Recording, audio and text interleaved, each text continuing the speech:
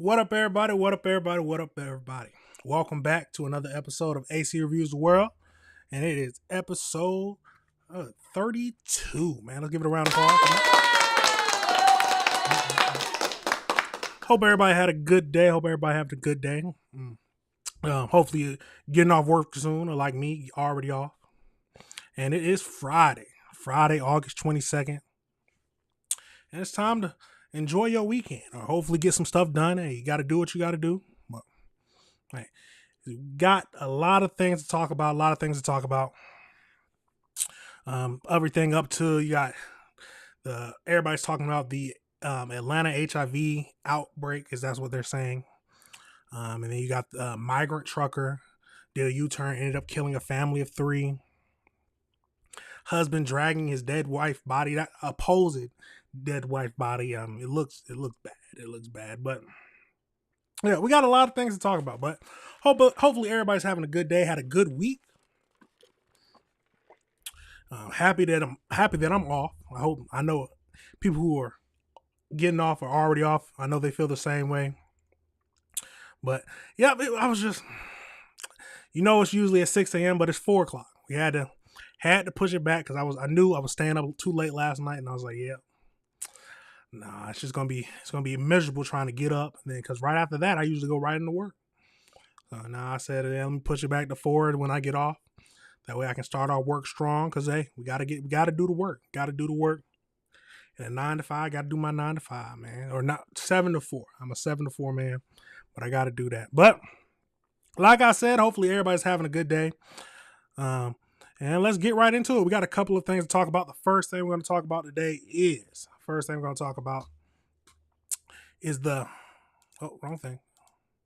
Sarah Grace Patrick. Now, I don't know if y'all remember Sarah Grace Patrick, but we're going to do a little reminder and break down what it is. But basically, it's a teen who last month was arrested because she ended up killing her mother and her stepfather. So let's jump right into this. This is a little breakdown of what happened last month, what all was going on. And then now she most recently had her bond hearing. So let's jump right into this. The Post poll at your home.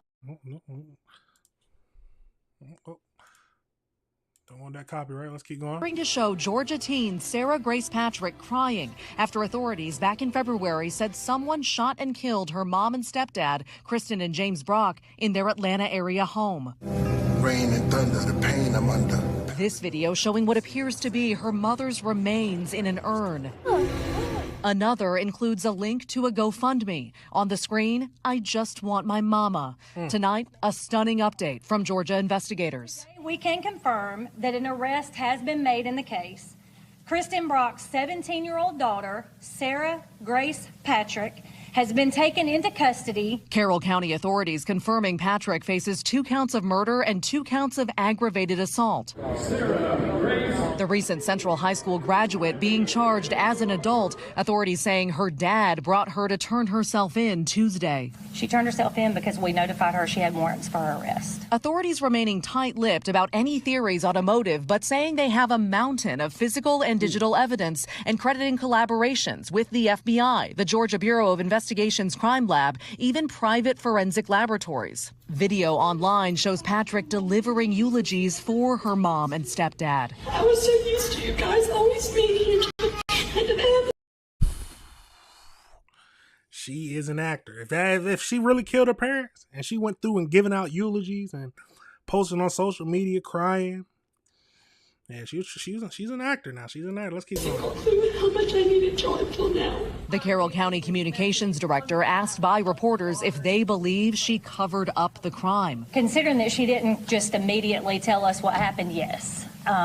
But who knows what's going on in a young person's mind like that. It is an open, ongoing investigation. It's very possible others are involved as well. The case sparking massive interest online among true crime enthusiasts. One claiming the teen reached out in the months before her arrest looking for help catching her parents' killer. Why would you ask me to cover a case where you are going to get arrested for taking your parents' lives? Crazy. We spoke on the phone and we spoke via text. This woman, who calls herself a family friend, posting last month that Patrick didn't hear anything on the night of the murders except She did hear James's LVAD machine, which is his heart machine that kept his heart pumping. She did hear that alarm going off throughout the night. Sarah commenting on that video that she heard the alarm 10 to 20 minutes before going to bed, but said it was faint due to background noise. It's unclear tonight if she has an attorney. Her father posting this quote on Facebook Saturday saying, "To my daughter, never doubt your place in this world.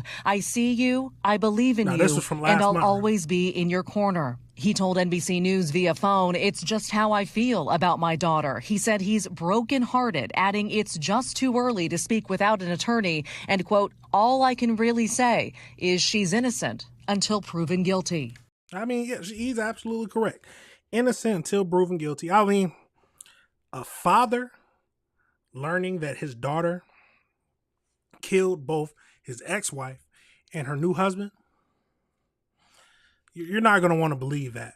I mean, I would think that most fathers would not want to believe that their daughter could do something like this. It's just my initial thinking, but I completely understand why he would. Yeah, you got to at least have faith that hopefully she's innocent. But yeah, if she committed something heinous like this, I don't care if you are my daughter. You gotta face the consequences. Jesus, let's keep going. And Maggie Vespa joins us now. I mean, Maggie, listening to that Georgia investigator saying, and I'm quoting here, that this is an open, ongoing investigation. She also said possible others could be involved. I mean, what are people that live in the area saying about this seemingly stunning development?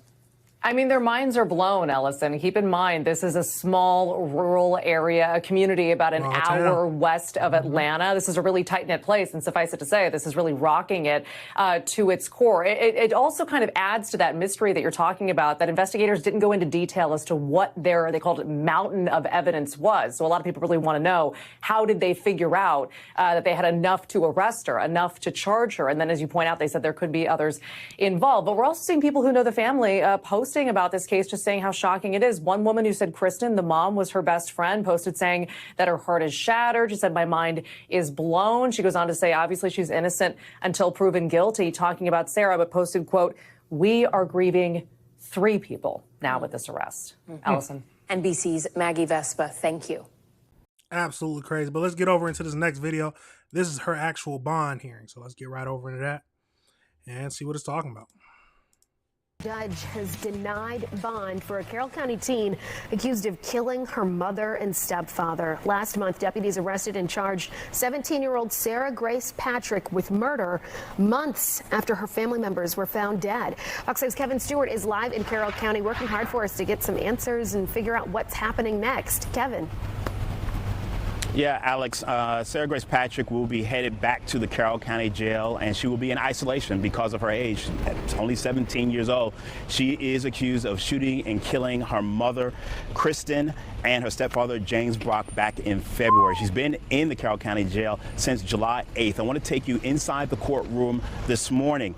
The judge listened to 10 witnesses, most arguing for the judge to grant the 17-year-old bond. One of those witnesses was a family friend who has known the suspect since middle school. Another witness was the sister of James Brock, the suspect's aunt, who fought against pretrial release. Take a listen. Before we hear that, you killed your mom and stepdad. Let's be honest now. Let's be honest. You don't need to be out here with other people, man. You might as well stay in there. That's absolutely crazy. Let's keep going. Sarah has a huge heart. She is loving, protective, and deeply rooted in her faith. She has always expressed a strong, She has always expressed a strong desire to work in the radiology field and has never been afraid of hard work. What does that got to do with her killing? Hurting someone simply isn't and her nature or character. I not only lost my brother, but also my sister-in-law in the most horrific way imaginable. Every night I lay awake, unable to sleep, haunted by the thought of what my brother Jamie and Kristen might have experienced in those final moments. Again, no bond for Sarah Patrick. This case will go before a grand jury today. If she is indicted, the earliest we could see a trial is the beginning of the new year in January. We'll continue to... No. All right, yes. And she's innocent until she's proven guilty. But I'm assuming they got a lot of evidence. A lot of evidence if you arrest the daughter of the two deceased people, or stepdaughter and daughter. And she was on social media crying and everything about it, asking people to help solve the murder. Maybe she thought she couldn't get away with it. But yeah, like I said, if she did do it, I wonder what was the reasoning. I want to hear the reasoning why. I know when I first seen this story, you can go back and look at my channel when I first talked about it a month ago. My first initial thoughts was some kind of abuse. That's where my mind went to. That's the only way I can make sense of a daughter killing both her mother and her stepfather. But we don't know. We won't know until the evidence comes out and if they provide it during the trial. But I saw that and I just had to bring it up. I remember talking about it a month ago. It was a crazy story. But like I said, tell me your thoughts on that. Do you think she should have got bond? Do you think she should have got bond? And could she have done it? You see she's in the tears. You got some sides of the family who's saying that she didn't do it. Some sides of the family saying she did. You have that one family member bringing up how she was talking about how she wanted to be some kind of radiology. What does that matter, man? If the cops have have a lot of evidence that points to her being the killer, yeah, man. Hey, if you're doing something like that, you don't need bond. As simple as that. You don't need bond. But I had to bring that up. Tell me your thoughts on it. Tell me if you disagree with anything I said. But that's a wild situation. Absolutely crazy. Now we have to pivot.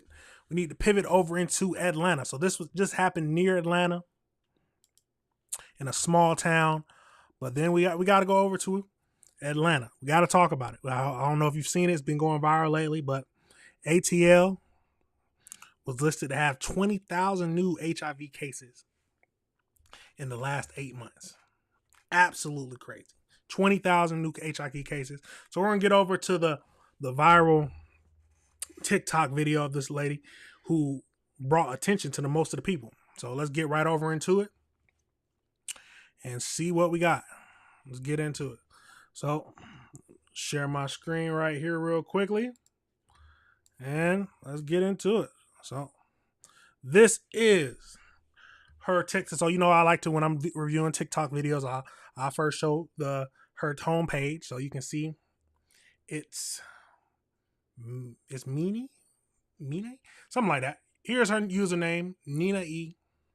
She has 8,981. She's following 8,981 people, and she got 19,000 followers. So let's get right into this first video we're gonna look at. So this one she posted August 7th, and this is how she exposed how she was contracted HIV. So let's get right over into this video and break it down.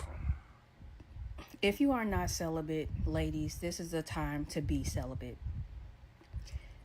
The HIV/AIDS infection rate is going up extremely quickly. Houston is a hot spot. We already know about Atlanta being a hot spot. Now I'm hearing about the Carolinas going up in STD rates. If you are not celibate, it's time to be. You don't need to be sleeping with anybody. And you for damn sure don't need to be sleeping with anybody unprotected. I just saw a video of this woman yelling and screaming outside of this man's home as he's coming out. He's getting in his tow truck, yelling at him, and she said that this man gave her AIDS. He gave her 12 STDs. You just heard what I said. 12 STDs in 6 months. First off, if you got one, why the hell was you continuously sleeping with this? First thing, let's say I misspoke. So she's talking about a person that she is talking to. So let's get into it. After the fact.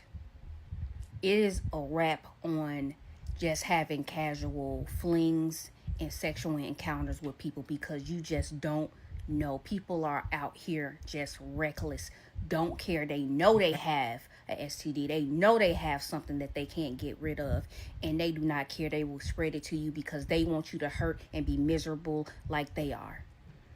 Close your fucking legs. Absolutely right. She's absolutely right. You need to protect. You need to, first of all, you need to get tested. People, please go get tested, because a lot of people won't even get tested. They'll just be like, there's no way I got it. And then they'll be shocked and surprised, crying about it. Well, I who gave it to me? No. Close your legs. At least talk about it before you even engage in some kind of activities. And you need to be honest about it. Say, when's the last time you've been tested? Talk to your partners, please. But let's get over into this next video where she breaks down what she was talking about, that 20,000 cases. Let's see what this is talking about. In the last 8 months, Atlanta alone, have reported 20,000 HIV cases. I don't know how many times I can say this, but I'm going to say it every day if I have to. You need to keep your legs closed. I don't know what the hell is going on, but sex is not one of them things that you need to be doing. It's not worth dying for. And I don't care how good the medication is now. I don't care that it is now not a automatic death sentence like that as it used to be. I don't care. Keep your legs closed. She is absolutely, like I said, she's absolutely right. Come on now. I don't care about how, there's a lot of people talking about, well, it's not that even bad that more. There's so much medications out there now where we can keep our, I think it's called viral load down. I don't even care about all that. I don't even want to go through that. I don't want to have to even think about that. Get tested, make sure your partner's tested, and have a safe relationship. Don't just, it's getting too dangerous to just sleep with willy-nilly anybody. It's getting too dangerous out there. Don't make one urge or one, just, you get into one of your pleasures. You just let loose one time and it's going to affect the rest of your life? Nah, that's crazy. Let's keep going though. 20,000 cases in the last 8 months in Atlanta. Is it worth? I wish I would even go visit down there. It is not going to happen. And unfortunately, I know some people that have contracted it. To be truthfully honest with you, all of them happen to be men. It's not worth your life. Protect yourself. Leave it alone. Go get tested together. Know your status. Exactly. Take PrEP. Absolutely crazy. Now we do have to discuss the people who, the criminals who know they have it and then still don't care. They deserve to be thrown in jail for the rest of their life. That's absolutely disgusting. You know you have a disease. You don't tell the person right away. Yeah, yes, you do need to ask them about it. But if you have a disease, tell somebody. Come on now, especially if you're about to try to get into a relationship, you got to see if they're willing to take that risk. Yes, they can bring down their viral, I think it's viral, if I'm saying that wrong, tell me, but viral load to where it's undetectable and it's, I guess you can't contract it as easily. I'm not really sure about all the things that go into that, but tell them. It's the only right thing to do is tell them. And if you don't tell them and they catch something, you liable to something to happen. That is crazy. Absolutely crazy. But let's go over into this next. It's not a video, but CDC. So let's go over into the CDC website. So this is just talking about, so this is in 2023. So this is last updated April 29th. In 2023, over 39,000 people were diagnosed with HIV in the United States. 80% were men. 66% was attributed to male-to-male sexual contact. Hispanic and Black individuals each account for more than a third. And the age range from 25 to 44 account for 60% of the diagnosis. And the South region represents 51%. Absolutely crazy. Absolutely crazy. Let's see. Important notes. Data are presented for persons with diagnosed HIV reported to the Centers of Disease Control. Okay, through December 24. Let's see. Diagnosis. Here you go. In 2023, the United States, so we talked about that, there were 39,201 HIV diagnoses. Persons aged from 13 years and older. The highest number, percentage, and rates when available were based on this. So you got males, you got 31,864, 81%. Jesus. Oh my God. So only 8,000 or less than 8,000 were female? Now, if I'm saying that, if I'm making a mistake here, tell me. And then we got the 25 to 34 represent 34%. You got Black and African Americans representing 38%. 66% came from male-to-male sexual contact. And then 51% residing in the South. My God. That is crazy. Let's see. White females account for 46% of diagnoses of IDUs. What is IDU? Oh, you get HIV from interjections. So from injections of drug use. Let's see other HIV cases from there. So white people accounted for 44% of this IDU cases, diagnosis attributed to IDU. White males, 43%. White females, 46%. 19% of all HIV diagnoses were among females. And you still got more than half is Black and African American. Absolutely crazy.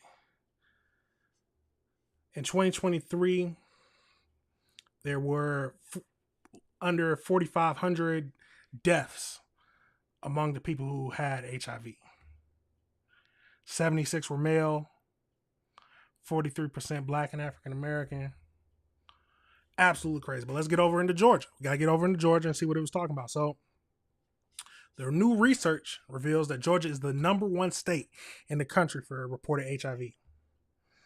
The study found that Georgia's HIV rate is 23.1 reported cases per 10,000 for 100,000 residents, the highest in the country, with Louisiana being 18.2 and Nevada being 17.7, and more than double the national average. Wow. Within Georgia, HIV epidemic is particularly severe in Atlanta. The metro Atlanta area had the third highest rate of new HIV diagnosis in 2021. So they've been on a rise. It's been on a rise. Let's see. As of 2022, 43,000 people were living with HIV in Atlanta, and Black people was disproportionately impacted.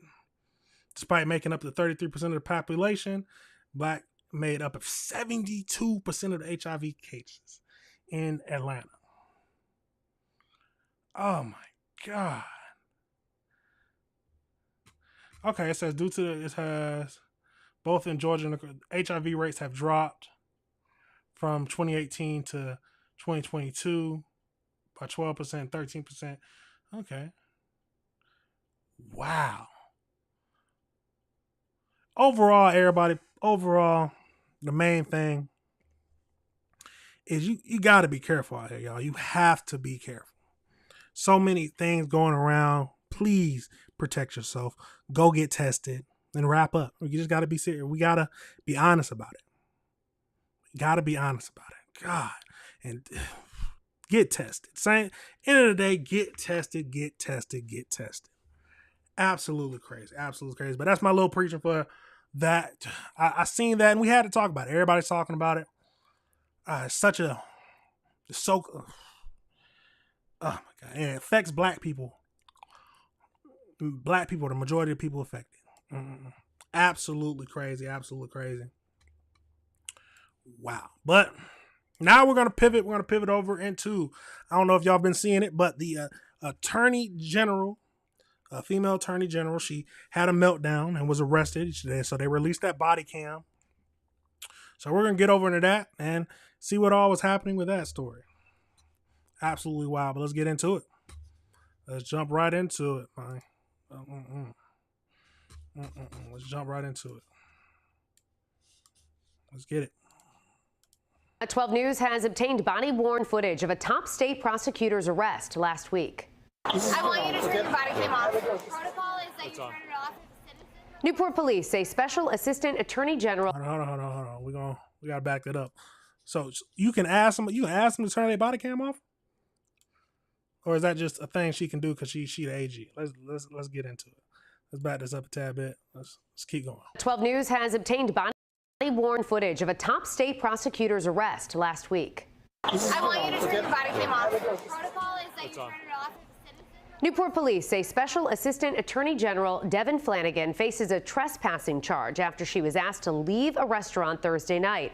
But with Flanagan accusing police of not following protocol, we wanted to find out what the policy is for body-worn footage. Kate Wilkinson joins us live in studio with what she's learned. Yeah, Newport police defended keeping that body camera on, saying Flanagan was a suspect in a trespassing investigation, not a victim. Buddy, you're gonna regret this. Yeah. You're gonna regret it. Those were the parting words from Special Assistant Attorney General Devin Flanagan as an officer put her in the back of a police cruiser. Police say they were called to Bannister's Wharf because someone was refusing to leave the restaurant. When officers arrived, they found Flanagan and others outside. I'm an AG. Good for you. I don't give a shit. Let's go. But before she was arrested for trespassing, Flanagan was asking.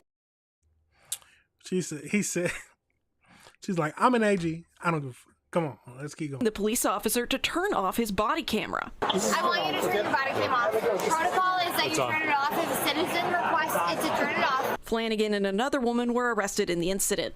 When 12 News asked Newport police what their body-worn camera protocol is, a spokesperson wrote, the individuals arrested were suspects in a trespass investigation, not victims or a witness. I also looked into the Newport police policy on their website. There it shows that the body camera can be turned off if a witness or victim requests it, if the situation is not confrontational, and if the victim agrees to cooperate. I'm an AG. I'm an AG. Yeah, the Attorney General's office says it's investigating the incident. We reached out to Flanagan for comment, but did not hear back. Live in the studio, Kate Wilkinson, 12 News. All right, so let's go over to this next video we got. This one is the whole body cam footage. So let's get right over to that and see what it's talking about. I want you to turn your body cam off. Protocol is that you turn it off as a citizen request it to turn it off. She's a lawyer. So they want you guys to leave? Yes, we're gonna Let's just leave. Let's just make it easy, okay? We're gonna make it easy. No, that's not. I am. Okay, I'm her husband. That's not the point. Can you look at me? Yeah, we'll talk over here, okay? Your protocol is. Can we all talk? Can we all talk? We'll talk over here. They want you to leave. Your protocol is. Can we talk? Who is she to you? What's that? No, nothing. Nothing. She is our college friend. Okay. She's a friend. Yes. No, I'm not. You guys just want him out? Do you want him trespass? Anything we can do. Yeah. Trespass, yeah. I just need trespass. Get him out. Please. It's the only way. Okay. No, I'm not. No, I'm not. Do we want to chat? I know that your protocol is. So you're trespassing, so we got to leave now. Unless you want to be in there. We're not trespassing. You haven't notified us that we're trespassing. Number one. Number What did I just two. say to you? You're You're trespassing. Let's go. Number one. I don't Number want to two, arrest you guys. You're not going to arrest us. Number two So let's is leave. that We gotta go. We gotta go. protocol Let's go. is Let's the go. citizen protocol is if we Yeah. ask you to I turn don't the want. body I don't cam want to off. deal with this. Let's Okay. go. No, I understand you don't want to deal with it, but the let's go. protocol Wait, is, wait, and your can you- protocol can is you if I relax? ask you to turn off the body cam, you have to turn it off, and tell that's me your about it. protocol. She's a lawyer, so she knows. Well, that's lawyer stuff, so that's not true. So we gotta go. It is. That's law. I'm an What's she AG. saying? I'm an AG. Good for you. I don't give a shit. Let's go. We're going. Let's go. Excuse. We're leaving. Please We're don't leaving. put your hands on us. Can you get your children out of here? Like, I don't know why. I'm sorry. What? Let's go. Let's go. Let's go. Let's go. There are two full-grown women and mothers. So, all right. Hey. You're just being detained. You're just trying to spot the law. I'm an AG. I'm an AG. Come on now. In these situations, come on now. Just do what they say. If they say you're trespassing, leave so you don't get arrested. Simple as that. It's simple as that.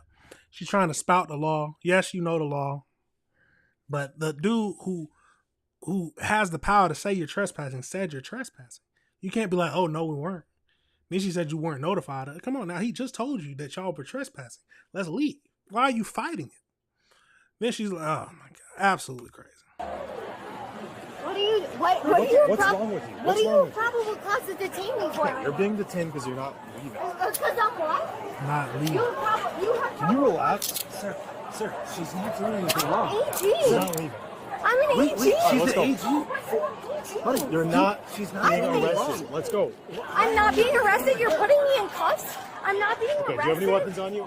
No. I'm an AG. Her badge is in the car. You want me to go get a badge? Let me tell you something. You're Buddy, arrested. get the hell out of here. Buddy, just seriously. You're arresting an AG. Let me tell you something. Are you under arrest right now? No. You're putting me in handcuffs and you're Mirandizing. You're not Mirandizing me. Relax. Is she under arrest if you getting handcuffed?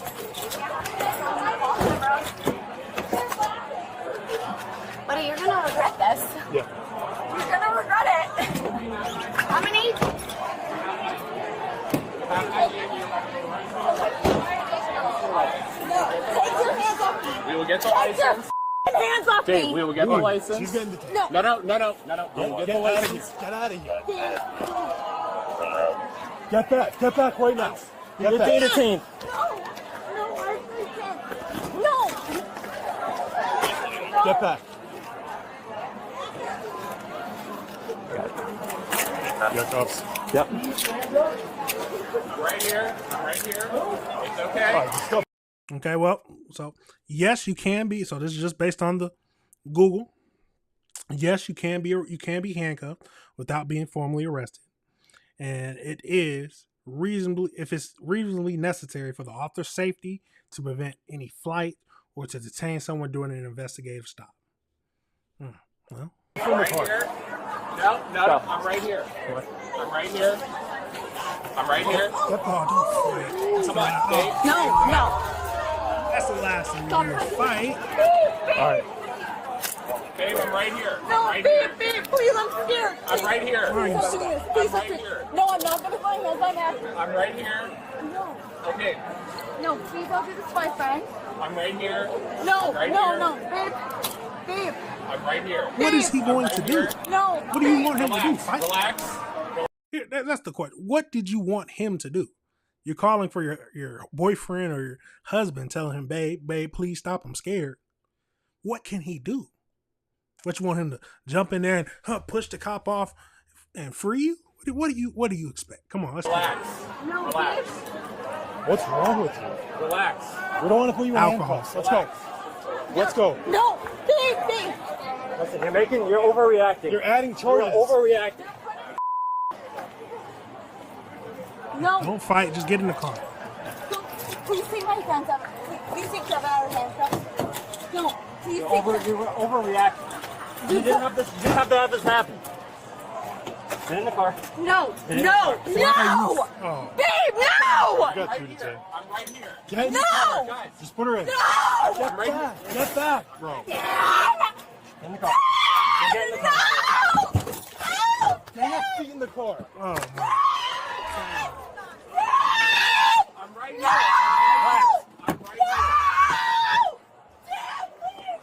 the car. You're doing too much. Hey, I'm right here. Oh, he's gonna start hitting you in a second if you keep doing it. Crazy. No! Get your feet in the car. Who the fuck are... Get your feet in the car. You're a grown adult. You're acting like a kid. Oh my God! Dad! Stop fighting. Who the fuck are you? This is so inappropriate. You're overreacting.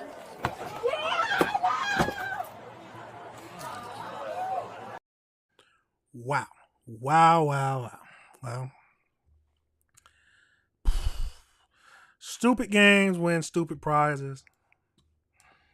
Absolutely crazy, y'all. Absolutely crazy.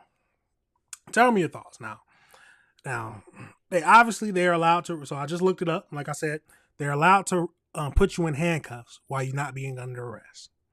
So that's what the AG was fighting, saying that if I'm not under arrest, why are you handcuffing me? That's why they're allowed to do that. But come on now, why are we fighting? That last lady, why are you fighting? You're over here calling for your boyfriend? What is your boyfriend going to do?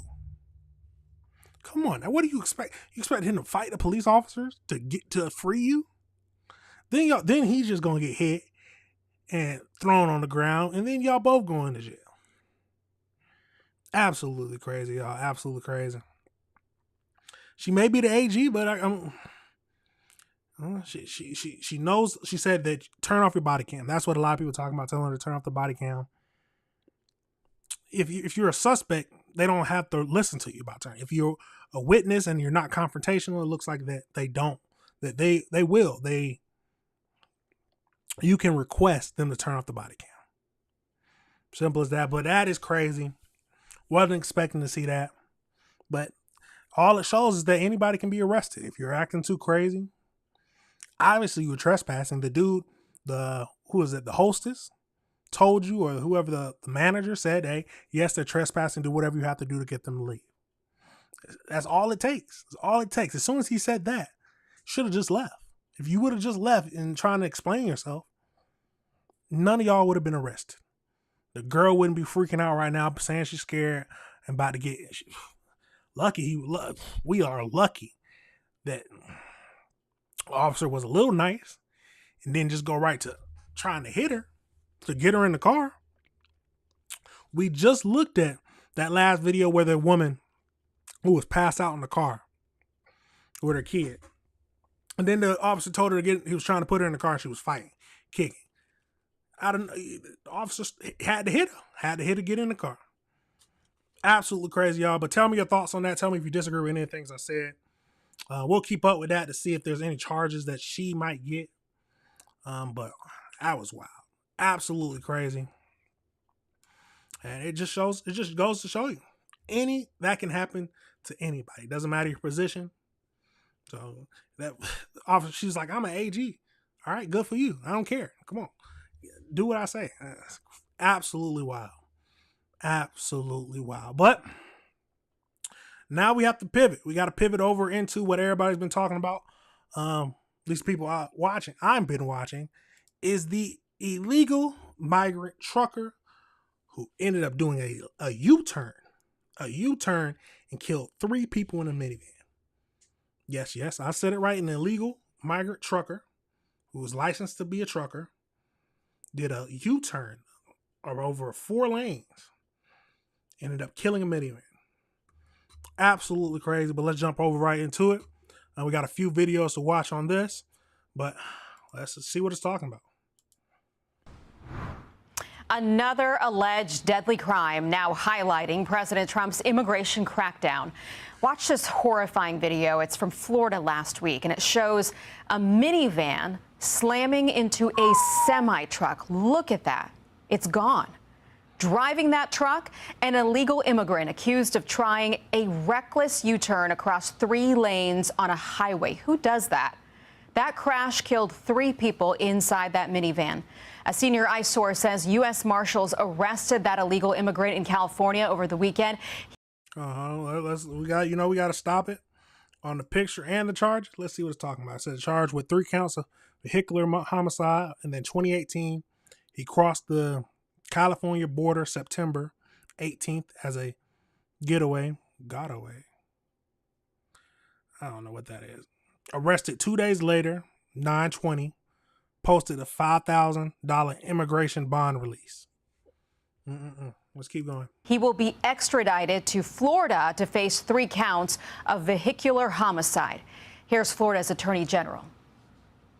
It's a horrific situation. California should not have provided this person the driver's license and a permit, not just for a car, but to drive large-scale trucks. To then drive into Florida, engage in this dangerous behavior and take the lives of 3 others is really a tragedy, but it shows how dangerous the open border policies under Obama and Biden have been that have continued to wreak havoc on communities across the country.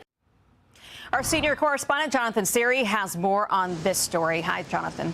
Hi, Aisha. Authorities have identified the truck driver as 28-year-old Harjinder Singh. And they say he was an Indian national.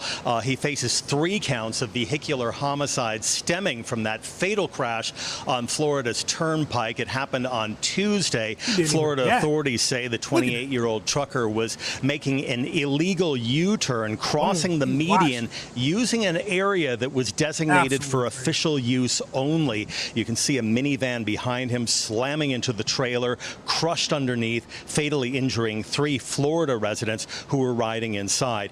2 died at the scene, a 3rd died at the hospital. State troopers issued an ICE detainer for the truck driver after learning he was an illegal migrant. Federal authorities say Singh, an Indian national, entered the U.S. illegally through the Mexico border in September of 2018. He was arrested 2 days later, but claimed he was afraid to go back to his home country, and so he was released on a $5,000 immigration bond.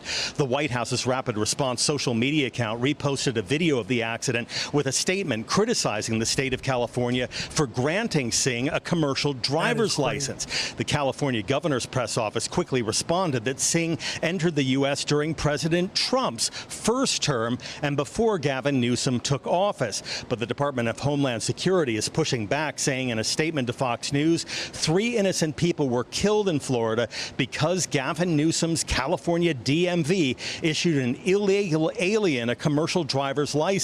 This state of governance is asinine. Singh is currently being held in San Joaquin County, California. He's expected to be extradited to the state of Florida sometime later this week. And Florida officials say that he will have to serve any time for a vehicular homicide conviction in that state before he is deported from the country. Aisha? Okay, Jonathan Siri, live for us. Jonathan, thank you. Certainly. Absolutely crazy. Absolutely crazy. I don't understand how he got a commercial driver's license. I mean, first thing first, we got to pray for the family. 3 people have lost their lives, so we got to pray for them. Yeah. You know, the other family members are dealing with grief. And we just hope that this man can pay for his crime. That's the main thing. We just got to pray that he pays for his crime. He gets the rightfully deserved punishment he deserves. Simple as that. The punishment he deserves. Let's go over to this next video. And it breaks down a little bit more of it. Let's get into it. Welcome back here on Live Now from Fox, 11:44 on the East Coast, 8:44 on the West Coast. My name is Josh Breslow, and I'm here to bring you all of your top stories and live events from across the country and across the world. We do have new details after an undocumented migrant truck driver was charged with causing a crash that killed 3 people in Florida. The suspect was arrested over the weekend on 3 counts of vehicular homicide. And as I said, there is a lot of information coming out here. Jonathan Siri with Fox News joining us now live to discuss much more about all of this and that new information. Jonathan, thank you so much for taking the time to join us. Obviously, a lot of eyes on this story. Yeah, absolutely. And it's becoming a political hot potato between red and blue states. Always good to be with you, Josh. That trucker you were talking about is 28-year-old Harjinder Singh, an Indian national who crossed over to the U.S. through the Mexican border illegally. He was arrested 2 days later. This was back in 2018, but then was released to allow him to go through the courts because because he was claiming that he was living in fear of returning back to his country of origin. He is expected to be returned to Florida later this week to face prosecution for state charges of vehicular homicide. Singh, who's being held without bail in San Joaquin County, California, appeared in court with an interpreter yesterday. He agreed to sign paperwork for his extradition, and Florida authorities must pick him up by. So, question. This might be a silly question, but it sounds pretty smart to me. But so you can be a truck driver and not even speak English? I know they most recently did a law to where they're requiring you to be able to speak English, which it makes sense to me. It makes clear sense to me that you should be able to speak English if you're a commercial truck driver in the United States. I mean, make sure you're reading the signs correctly, all the things. Be able to speak to whenever you do the truck weigh-ins, be able to speak to them, see when the weigh station is open, just the different things. Be able to talk to police if something happens. You don't need to wait for an interpreter. But I guess it didn't matter when he got his commercial license. Let's keep going. August 27. Singh was driving on Florida's Turnpike last week when authorities say he attempted an illegal U-turn, blocking oncoming traffic. A minivan slammed into the trailer, killing 3 Florida residents inside. Following the wreck, investigators with the U.S. Department of Transportation gave Singh an English language proficiency test. According to a DOT press release, the driver failed the assessment, providing correct responses to just 2 of 12 verbal questions and only accurately identifying 1 of 4 highway traffic signs.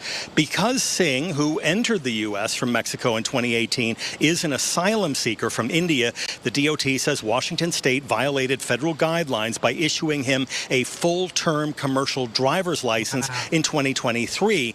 And they say New Mexico State Police appear to have failed to assess his English skills during a roadside inspection earlier this year. Additionally, the DOT says it's investigating whether California acted within federal guidelines when it issued Singh a limited-term CDL in 2024. You have people that are in Congress that are complaining about what happened, and while I appreciate the sympathy, it's like you guys have the power of the purse. You can discipline these states that don't follow the law and incentivize law breaking. And Singh was driving for California-based White Hawk Carriers Incorporated. DOT officials say that company is part of their investigation, Josh. And Jonathan, what do we know about the status of the trucking company altogether?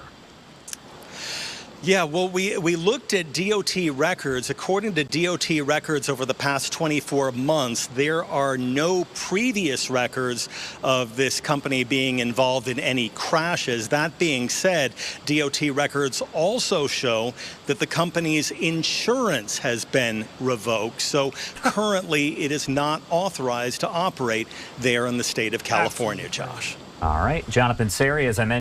Absolutely crazy. Yeah, I don't understand why they gave him a commercial license in the first place. It doesn't make sense to me for someone who can't even speak English.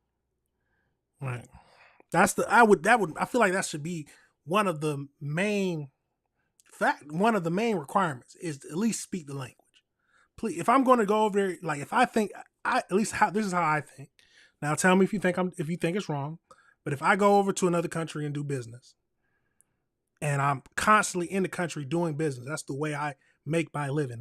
I'm only in that other country. I would at least want to know the language.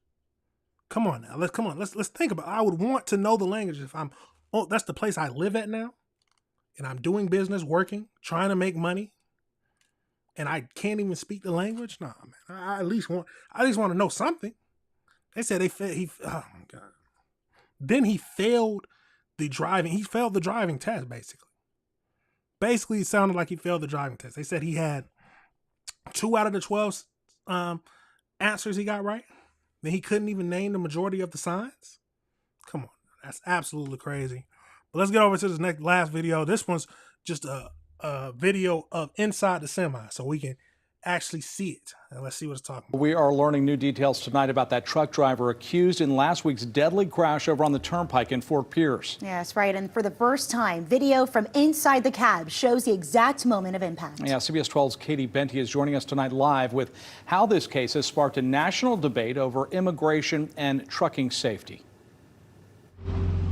Well, Jim, Luli, this is really about more than just one bad U-turn. The truck driver accused of causing it is undocumented, licensed in California under a controversial law. And now new video taken inside his cab shows the very moment that everything went horribly, horribly wrong. Video circulating online shows the shocking view from inside a semi as a minivan slams into the trailer and wedges underneath. Troopers say that driver, 28-year-old Harjinder Singh, had just made an illegal U-turn cutting across the Florida Turnpike in Fort Pierce last Tuesday. Nah, man, that's crazy.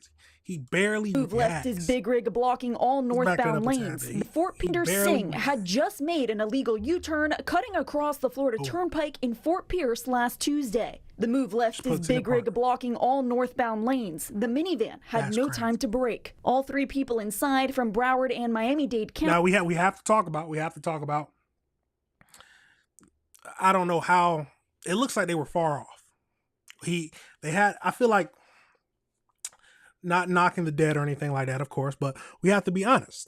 It looked like if you would have noticed, if the van or the driver of the van would have noticed if he was actually paying attention. I don't know if he wasn't paying attention, but it just seems like, just from a bystander looking at this footage, that if he would have noticed in time, he had enough time to notice that, oh, he's about to do something crazy.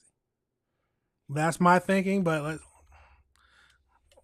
let's back it up a tad bit and go through. Very moment that everything went horribly, horribly wrong.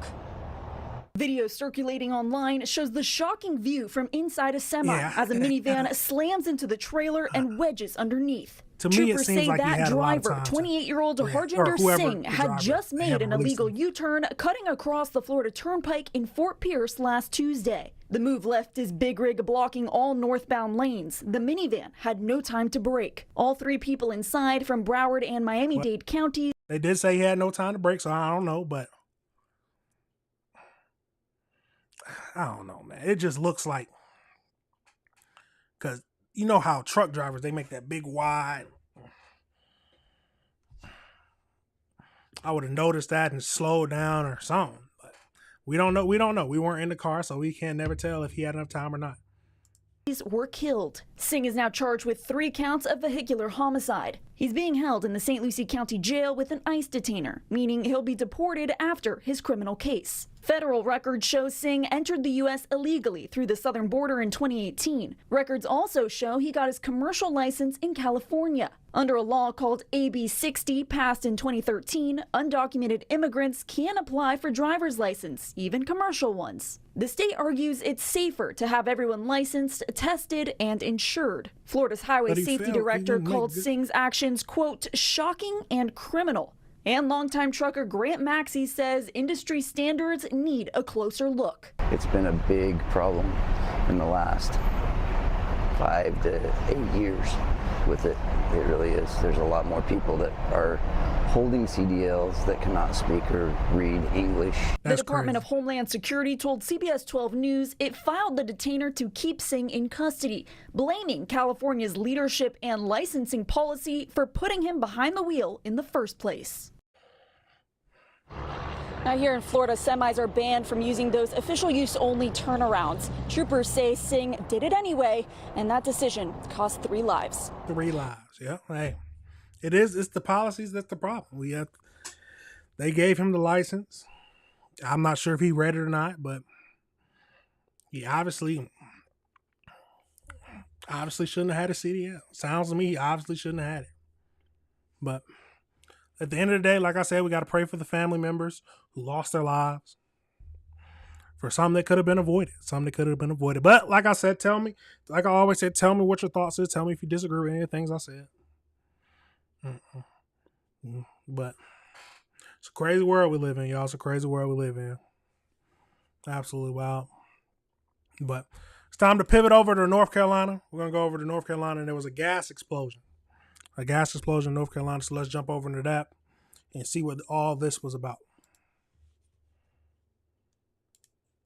A dramatic video showing the moment a gas explosion in Wilmington, North Carolina left 4 firefighters injured. Holy debris sent soaring into the air, flames and black smoke rising. Pieces of the building littering the street. That building engulfed in flames.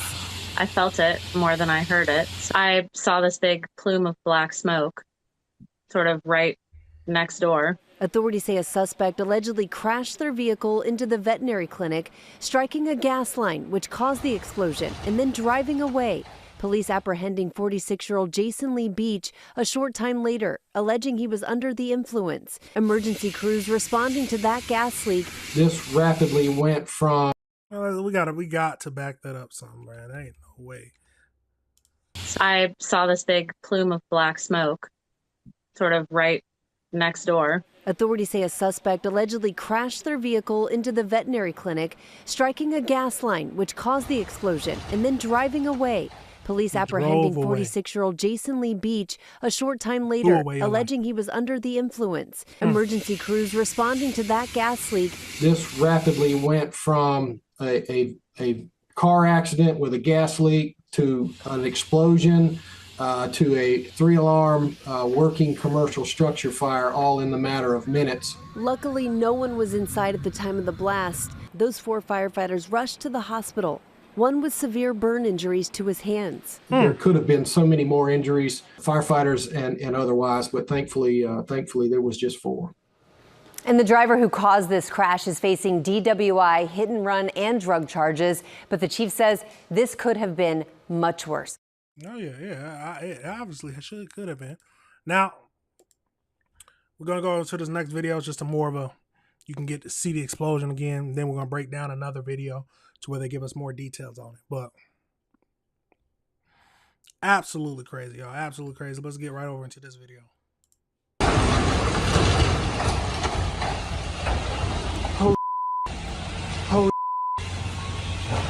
Oh my God.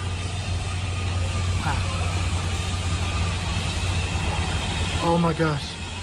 Like always, we're going to have to pray for the firefighters. They do a dangerous job. They do a very dangerous job, and they put their lives at risk. But we got to have people who to do it. We got to have people who are willing to put their lives at risk to save and help the community.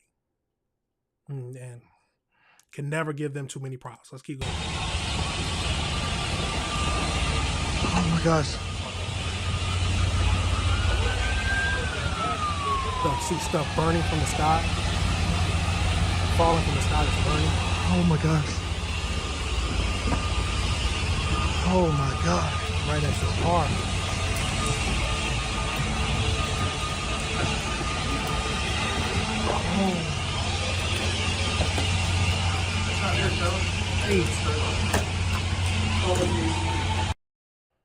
Absolutely crazy, y'all. Let's go over to this next video. This last one for this one, where they break down the updates that they got. And I do want to take you out to this video that we are just getting into our newsroom here as first responders are on the scene after a driver plowed into a veterinary clinic over in Wilmington, rupturing a natural gas line, causing a fire and injuring 3 firefighters. That is according to local media. Wilmington police saying a driver veered off the road and struck the Eastern Carolina Vet Referral Building. That was around 11:30 this morning. But again, all of this video and information just coming into our newsroom. They hit the gas line to the building, and the driver left the scene, we're told, but was quickly apprehended. Again, according to local media that was citing the police department. Footage taken by Jordan Branyan, that's what you're seeing right there on your screen, shows moments after the impact. The vet clinic's website states that it would be open for business starting September 15th, so about a month from now.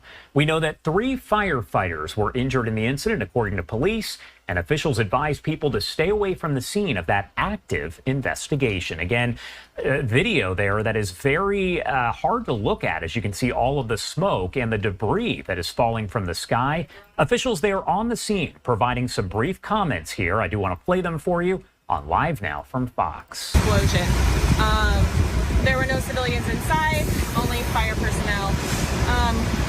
Upon the explosion, there was flames showing obviously through the roof, and so we evacuated the building. 3 firefighters were injured during that explosion and evacuation.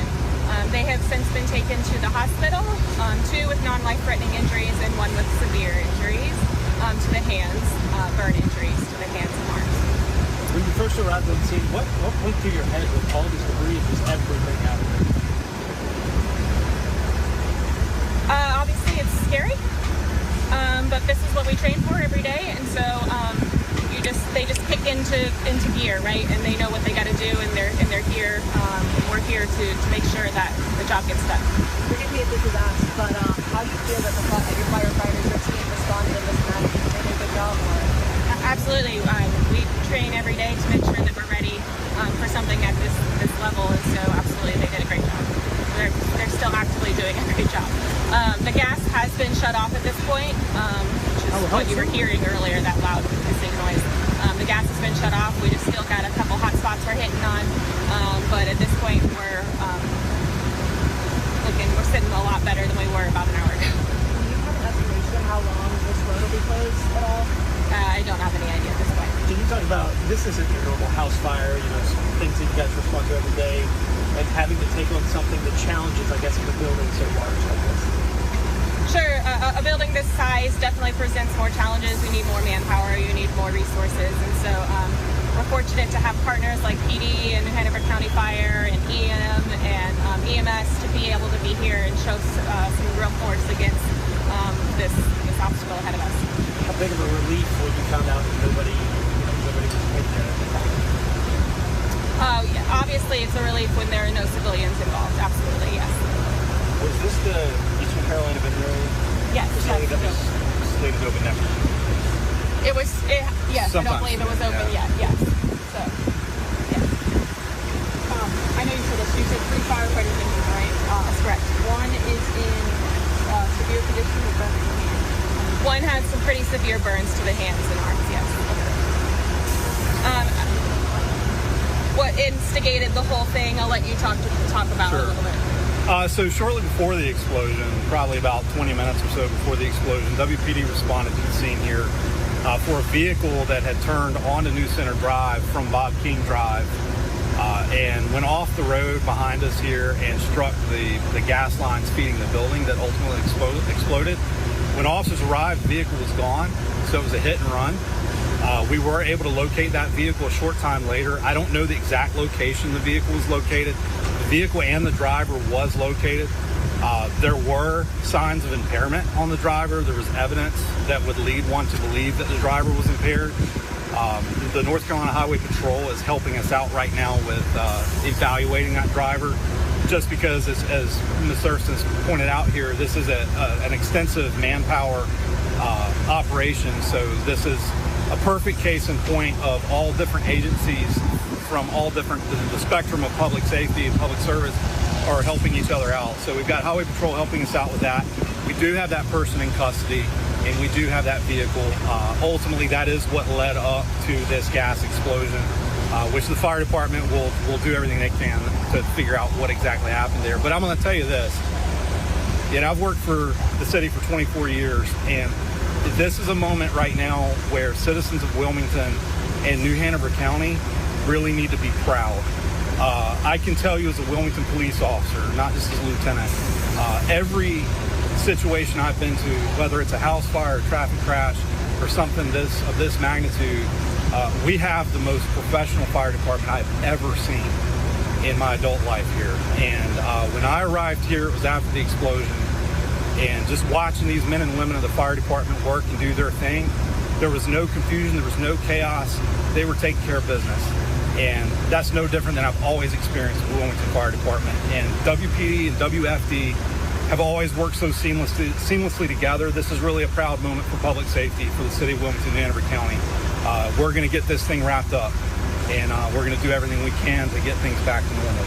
So that's pretty much what I have right now. If you have any questions about the incident.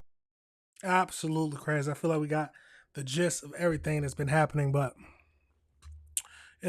like I said, we got give it up to the firefighters. Give it up to the firefighters and the community who come together when something like this happens, because it it can be tragic. We are lucky that no one lost their lives in this incident. We are absolutely lucky that no one lost their lives. But firefighters were hurt, so hopefully they get all patched up good and able to live a normal life. They said severe burns on the face, or they said hands. I can't remember if they said face and hands, but pray for them. Pray for the family. Hopefully that their injuries aren't bad enough to where it damages the rest of their life, but they are heroes. Anybody, any kind of policeman or firefighter who jumps to fight against any kind of disaster, crime, they are heroes. Heroes and need to be supported and lifted up. Supported and lifted up. But like I said, I'm glad that no one lost their lives on that, but someone was drunk driving and ended up causing a massive explosion. You would have never thought. You would have never thought, but I'm happy he was caught. And he's going to be put in jail. Put in jail. Absolutely crazy, y'all. Tell me your thoughts on that. His license got to be revoked. His license got to be revoked. I don't know how much time they're going to give him, but got to take that license away, man. He can't be driving no more. Can't drive no more. But absolutely crazy. Now we're going to pivot. We're going to pivot over to this next one, which this one was surprising. This one, a husband. So he was caught on tape dragging what looked like his dead wife's body. It was all wrapped up in a tarp. It looked like a heavy object, but his wife went missing.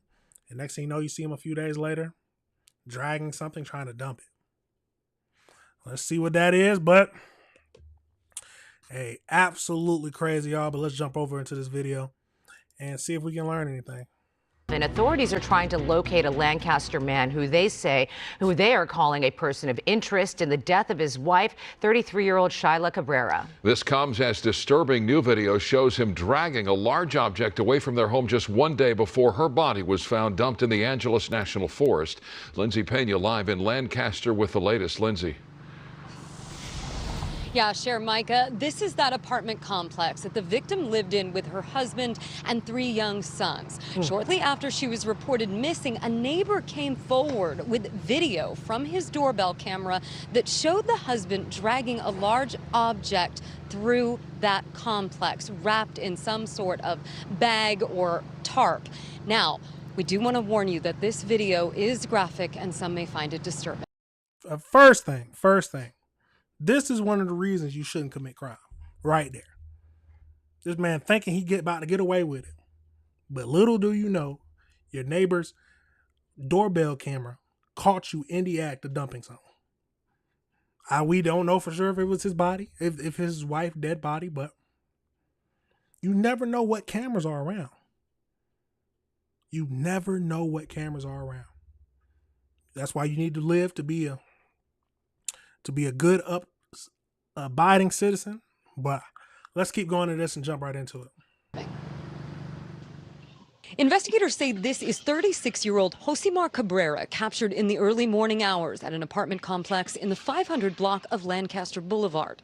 His wife, 33-year-old Sheila Cabrera, was last seen, according to friends and family, on August 9th and later reported missing to the sheriff's department on August 12th.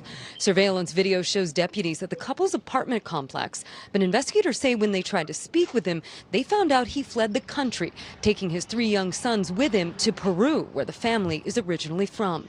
On August 16th, investigators got a tip about something discovered in the Angeles National Forest that turned out to be the body of Sheila Cabrera. Her cause of death hasn't been released yet. That same day, her husband and the 3 boys were located in Peru and the kids taken into protective custody. Family friends say the victim in this case suffered for years from domestic abuse, and they believe her husband killed her after she finally decided to leave. They say she never reported the abuse to authorities because she was an immigrant. He had it planned. He already had taken the documents from him like the week before. She told one of our friends that he's asking for my stuff. He's asking for my ID, for my social, the kid's birth certificate. Like, why? She told her mom, I don't want to be with him. I want to report him. And that's, she was going to do that day. So she was going to report him. That's what it sounds like the friends are saying. She was going to report him that day. But then, God, You know, maybe that was her mistake to say it, you know, but it's just it's heartbreaking. It's super heartbreaking. The Sheriff's Department says they expect the DA to file charges in this case soon, and that would start the extradition process to bring Cabrera back to the United States to face charges for this crime. We are told that a vigil may be planned for tomorrow in front of Lancaster City Hall. We'll, of course, keep you updated on that. For now, that is the latest. absolutely crazy. Let's back it up. We got to. Apartment on August 12th. Surveillance video shows deputies at the couple's apartment complex, but investigators say when they tried to speak with him, they found out he fled the country, taking his 3 young sons. He was thinking he could get away. He was truly thinking he could get away. Said I'm gonna take it to Peru. Yeah, and then we're just gonna hide out. That was his thinking. I guess he didn't expect them to be caught and to be talking about extraditing him. Absolutely crazy. Your wife want to leave, so you end up killing her, and then you get caught dragging the body. Sons with him to Peru, where the family is originally from. On August 16th, come on, man. That is, we can't say. Oh, well, we don't know definite. But that for sure looks like somebody in that sheet. Looks like there's a body in that sheet. Now tell me if I'm seeing something wrong. Tell me if I'm seeing something wrong, but that looks like a body in the sheets. Struggling, yeah. How much his wife weigh? Looks like investigators got a tip about 150 pounds. I don't know if that's too light or heavy, but yeah, forgive me if I'm that's wrong to say, but somewhere the family is originally from. On August 16th, investigators got a tip about where the family is originally from. On August 16th, investigators see that looks like the head, got the body. Yeah, boy, you going to jail. Simple as that. You going to jail. Your kids are gonna have to go live with some family. I wonder how the kids are gonna react. That's my main thinking. Yes, it's horrible he killed his wife. Yes. But what do the kids know? Do the kids think that the mother just disappeared? And how are they going to look at you when they find out that you killed their mother? Godly. He probably told him, yes, she ran away. She left us. So we're going to go back to Peru. And we're going to live out our lives. Absolutely crazy. Absolutely crazy. She was just about to leave him, what the friend said. Just about to leave him. And he goes through, ends up... got a tip about something discovered in the Angeles National Forest. And dumps her in the forest. Thinking that he'll be long gone. Excuse me. Thinking that he was long gone. And that they're not going to bring him back. Him and his kids are going to live out their life.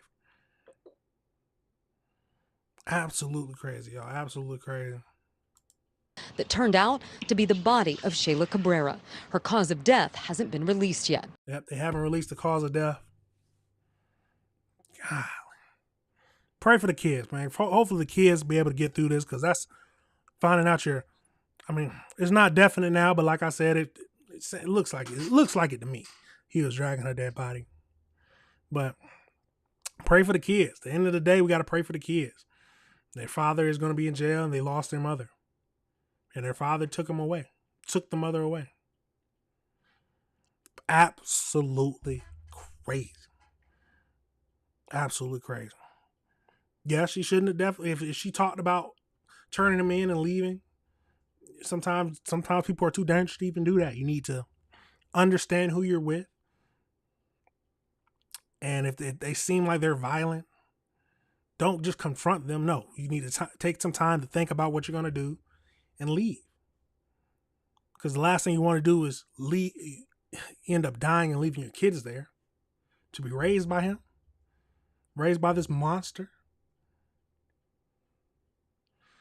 Absolutely crazy, y'all. Absolutely crazy. But like I always say, tell me your thoughts. Tell me your thoughts. How much time you think he should get? To me, it sounds like he needs to be under the jail. Under the jail. You kill the mother of your kids because she's going to leave you, and then you try to escape with your 3 kids to another country. Absolutely wild, absolutely crazy. But we got to keep reviewing the world, y'all. We got to keep reviewing the world. But like I always say, y'all, remember to like, subscribe, hit that notification bell, because there's a lot of things, a lot of information that we need to look at, a lot of things we need to talk about. But now we're going to pivot. We got 2 more subjects to talk about, so shorter show today, but the next thing we're going to get into today is a video was released, and basically in the news article, and a man was robbed after withdrawing money from the bank, and he was 13 miles away from the bank at the time he was robbed. Yes, they watched him, stalked him, and they ended up coming up and finding him and getting that money. So let's jump right over into this video. Let's see what it's talking about. Good Sunday evening to you. I'm Cheryl Mercedes. Thanks for joining us. Well, tonight, thieves get away with thousands of dollars after they follow a man from the bank. The suspects caught on camera. The victim is speaking exclusively with our Anayeli Ruiz. She joins us from Houston Police Headquarters downtown. Anayeli. Well, the victim tells us he's disheartened and is sharing his story tonight in hope of making others aware. Tonight's surveillance video shows the moment thieves shatter the glass of Mauricio Torres' truck, and in seconds, they're gone, taking off with thousands of dollars. Yo fui para el banco, el Wells Fargo, que está en la Mercury, el I-10, el 10, como a las 9:11 de la mañana. Torres says he went to this Wells Fargo Saturday morning to cash a check. No sé cómo pudieron saber que yo llegué a retirar dinero y no a depositar. He believes only the teller knew he was withdrawing cash and that she handed him the envelope. Me lo puse a la bolsa antes de salir del banco. Torres says he walked out of the bank with nothing visible in his hands and drove nearly 13 miles, not once sensing anyone was following him. Desde que usted llegó y cuando sucedió, ¿como cuánto tiempo pasó? Eso aproximadamente como unos 15, quizás 20 minutos. Torres was working on a truck removing a part. They thought the black car belonged to another customer until they heard glass shatter. Torres rushes over, realizing something was up. Lo alcancé a ver y le grité. Pero ya para cuando yo le grité, él quizás ya había agarrado el dinero. Torres says he threw a tool at them, but it was too late. The thieves sped off. He ran to his truck and realized they had taken the envelope from the center console. $8,000 gone. ¿Cómo cuánto trabajo es para usted eso? ¿Cuántas horas o cuántos días de trabajo? Muchas horas, varias semanas de trabajo. Several weeks of work, y'all. Several weeks of work. Yeah, I don't want to put it out there, but sounds like the teller might have been in on it. Maybe they knew him. Maybe they watched his schedule. Maybe somebody close to him knew about it. We don't know. But what he said was he did not have anything in his hands. He put it in his pocket and walked out the bank. So unless either the teller told or somebody close to him knew about it, those are the only 2 options. Only 2 options, unless somebody was in the bank watching when he did it. So those 3 options. There you go. The teller did it. Teller told somebody to do it.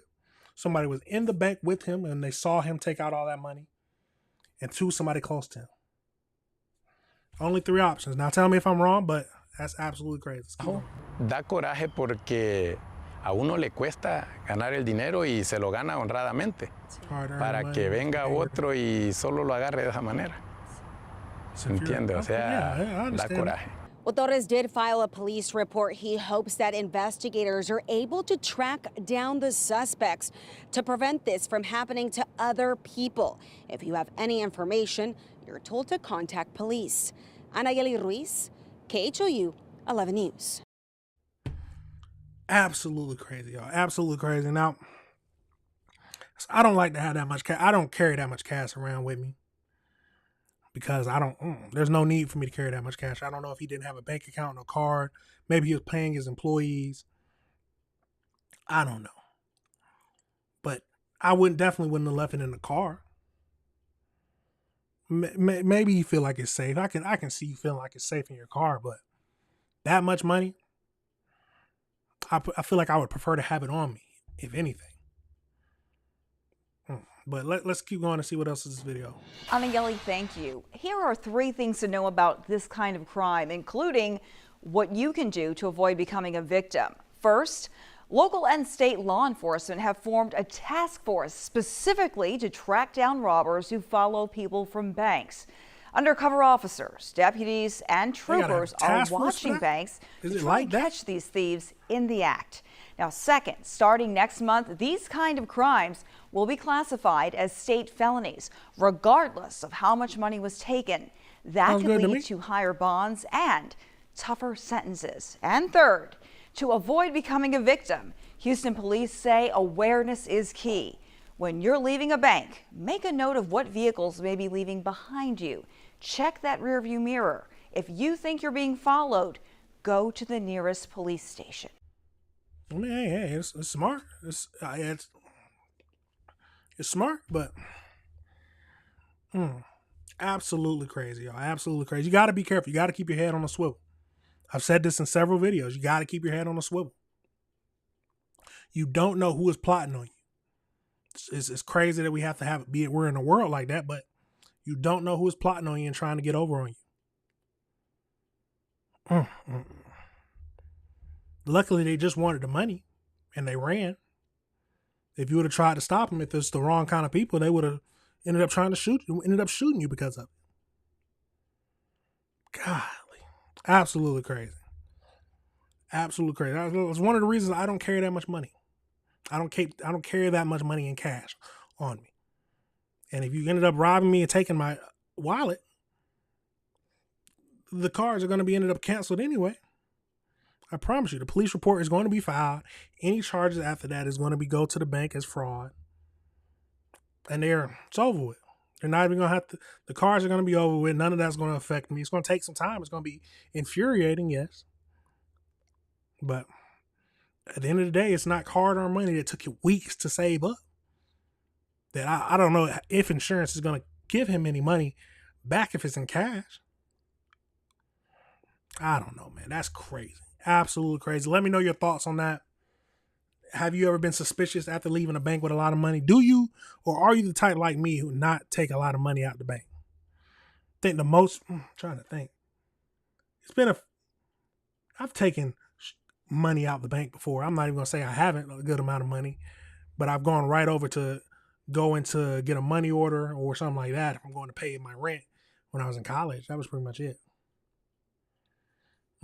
But you got to be careful, y'all. Keep your head on a swivel. You don't know who is watching you, especially at banks. You think you're safe at a bank, but someone's plotting on you. They're going to be like, he just got money out the bank. Let's go ahead and get him. Absolutely crazy. But they said it's going to be a state felony, no matter the amount. That sounds good to me. Sounds very good to me. But like I always say, let me know your thoughts. Leave a comment if you disagree, and leave a comment on what you think it is. How much time do you think they need to get for stealing that? 8,000 weeks of work. He said several. Oh my God, it's gonna be hard to recover from that. I can understand it. Hopefully, I don't know if insurance pays for that. That's a good home. That's something we can look up real quickly. Does insurance cash theft? Let's see. No, no. I wouldn't even think the car insurance would cover it. Do they have any insurance for that?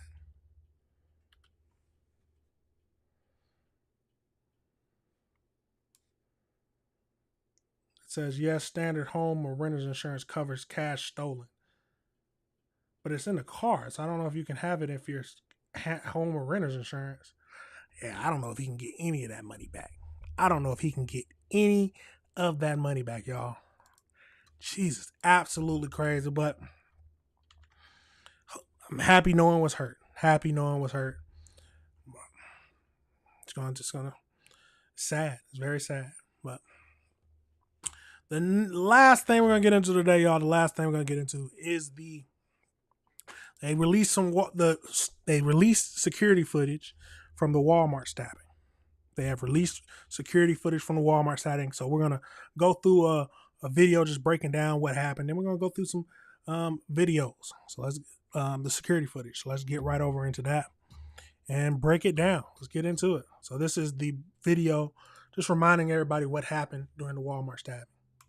From reports that a mass stabbing has happened at a Walmart there. So here's what we know at this hour. This is coming from the Grand Traverse County Sheriff's Office. It says they are investigating a multiple stabbing incident at the Walmart in Traverse City. The suspect is in custody. Details are limited at this time. A PIO is en route to the scene and details will be posted as they become available. Please avoid the area as the investigation is ongoing. We are also getting some more updates from the FBI as well. Dan Bongino taking to X here and saying FBI personnel are responding to provide any necessary support to the Grand Traverse County Sheriff's Office in their investigation of the attacks at the Walmart. And we are also getting word of a statement from Governor Gretchen Whitmer saying, I'm in touch with law enforcement about the horrible news out of Traverse City. Our thoughts are with the victims and the community reeling from this brutal act of violence. I am grateful to the first responders for their swift response. I will continue from and we are waiting to get not much on this one, but let's go over to the next video to where they start breaking down the actual footage that they released. So let's get into it. Watch as the suspect with the green backpack sneaks up on his first victim, the woman in black. He appears to throw her to the ground, then chase another customer. Absolutely. Authorities say it was just the start of last month's stabbing spree at a Michigan Walmart. The 360-degree video paused and rotated by authorities in Traverse City. Crazy. The next target, this man in blue. The suspect, identified as 42-year-old Bradford Gilly, then appears to jab his right hand at that man in the jacket who goes flying. Moments later, you see Gilly run left into the pharmacy before appearing to stab someone in frozen foods. This man attacked by a display of cherries. In an exclusive interview with NBC News, victim Aaron Bedeau says he was shopping with his wife and 4 kids when he was attacked. I thought I was being punched, and after the third one, I noticed that, okay, this isn't a punch, I'm being stabbed. As a dad, as you're being stabbed, are you just thinking about your kids there? Really the only thing that was on my mind when I was being stabbed is like, is my wife safe and are my kids safe? And I knew that I was shielding them. Gilly, moments later, seen running to the parking lot, attacking this woman from behind. Cell phone video later captured a crowd corralling Gilly until authorities came. Investigators say all 11 victims survived. Gillies pleaded not guilty to assault and terrorism charges. Court records show he has a history of mental health issues. Tonight, absolutely crazy, y'all. Absolutely crazy. But let's get over into this next video. It's the last one. This one's just the whole unedited footage of it. So let's get right into it.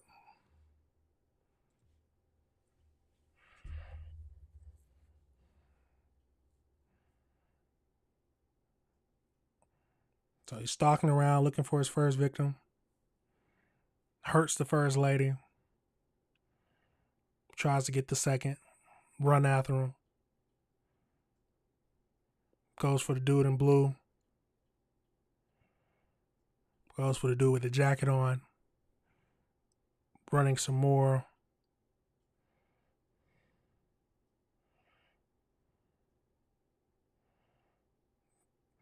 He goes stab somebody in there, I'm assuming. Her.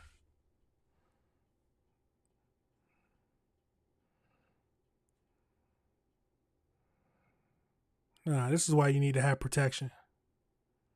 This is why you need to have protection.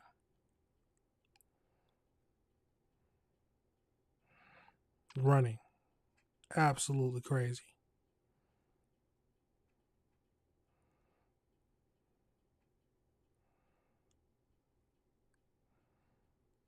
People running throughout the store.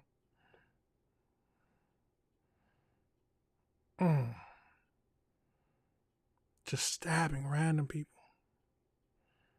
Man by the cherries with his wife.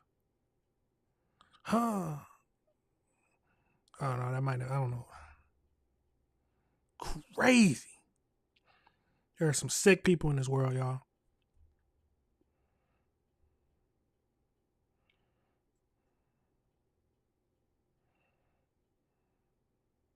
And then he runs outside, gets this lady, pushes her down. I don't know if he actually attacks her or not.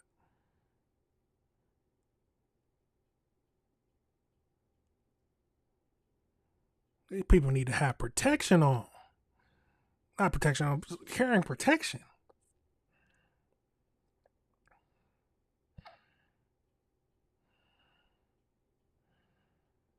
People still going into Walmart. And there's that dude with the white shirt on who held him at gunpoint. Till something happened. Till they was able to catch him. Absolutely crazy, y'all. Absolutely crazy.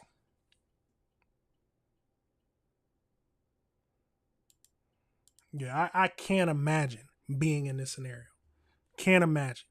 But I will say, here where I live, you are allowed to carry to protect yourself. As long as you are legally able to carry. So I do. I carry my equipment with me always. Just because you never know what kind of crazy thing will pop off. You never know what some crazy thing a madman would do. You never know what a crazy madman is going to do. He just goes through and starts stabbing people, 11 people, randomly. As soon as he sees you. Absolutely crazy. Absolutely crazy. I'm glad they released this footage. And he needs to spend the rest of his life in jail. Simple as that. I'm glad they released the security footage. But tell me your thoughts, everybody. Tell me your thoughts on what you just saw. Do you carry? Or do you think? Because all he had was a knife now. All he had was a knife. It wasn't a gun.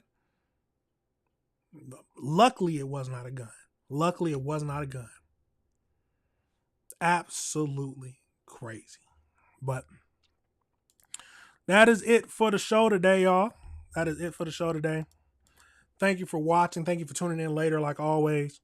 The videos will be breaking down, so I got a bunch of editing to do today, tomorrow. But like always, we're back 8 a.m. Saturday to break down some more stuff at 8 a.m.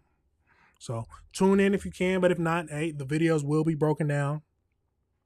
Now, remember, this is AC Reviews the World, and I'm AC the Engineer. Remember to hit that like button, subscribe to the channel, hit that notification bell. And thank you for showing support. Thank you for showing support.